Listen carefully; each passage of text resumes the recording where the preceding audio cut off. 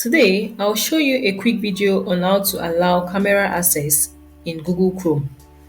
Open up your Chrome browser, click on the three dots at the top right corner of the screen, select and click on Settings.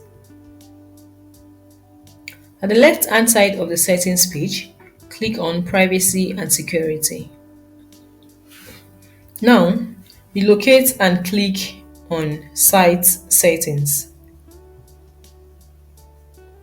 Scroll down and locate Camera. Then you click on the arrow beside the camera. Check to allow sites ask to use your camera. You check it, and that's all, guys. Once it's updated, you reload your page in order to save your new option. So it has been saved now. You can also do the same for microphone too. You select microphone and you allow site to use your microphone. Now, you have successfully allowed camera access on Google Chrome. Hope this helps you out.